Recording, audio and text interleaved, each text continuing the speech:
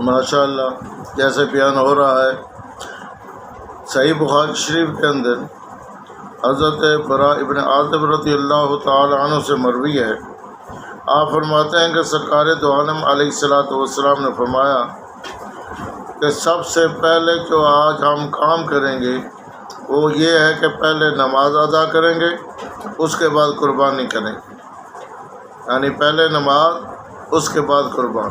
یہ ترتیب خود خالق کائنات نے قرآن مجید کے اندر بیان فرمایا انا اعطیناک الکوثر، اے محبوب ہم نے آپ کو کوثر خیر کثیر عطا کیا،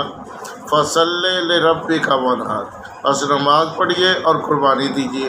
یہاں بھی نماز کا پہلے ذکر ہے، قربانی کا بعد میں ذکر ہے۔ دوسری جگہ پہ فرمایا کن ان صراطی و نسکی، میری نمازیں اور میری قربانیاں، پہلے نماز بعد میں قربانی۔ اور اس حدیث مبارکہ جو صحیح بخاری شریف کے اندر موجود ہے، اس کے اندر بھی سرکار دو عالم علیہ الصلوۃ والسلام نے فرمایا جو آج ہم پہلا کام کریں گے وہ یہ ہے کہ پہلے نماز ادا کریں گے، اس کے بعد ہم قربانی کریں گے، اور جس نے ایسا کیا اس نے ہمارے طریقے کو پا لیا، یعنی ہماری سنت کو پا لیا، اور جس نے اس سے کے خلاف کیا یعنی پہلے قربانی کی تو وہ ماذ گوشت ہے جیسے اور دنوں میں کھایا جاتا ہے۔ جب سرکار دو عالم علیہ الصلوۃ والسلام یہ بیان فرما رہے تھے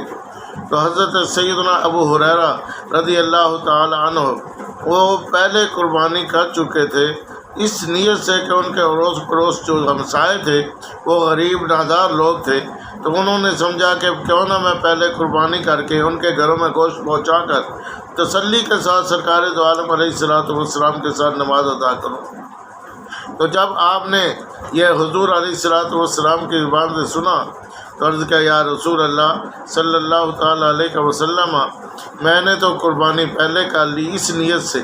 تو سرکار دو عالم علیہ الصلوۃ والسلام نے فرمایا وہ ماذ گوشت ہے۔ تو عرض کیا یا رسول اللہ اب میرے پاس بکری کا 6 ماہ کا بچہ ہے اور کوئی جانور موجود نہیں۔ تو کریم آقا جو صاحب شریعت ہے انہوں نے ارشاد فرمایا کہ اے پیارے ابو ہریرہ تم وہ 6 ماہ کے بچے کو ذبح کر دو، رب کائنات تمہاری قربانی کو قبول فرمائے گا، اور یہ صرف اور صرف تمہارے لیے ہے۔ چاہیں تو خطاؤں کو وہ حسن عمل لکھ دیں، اپنی ہے کتاب ان کی، اپنا ہے حساب ان کا۔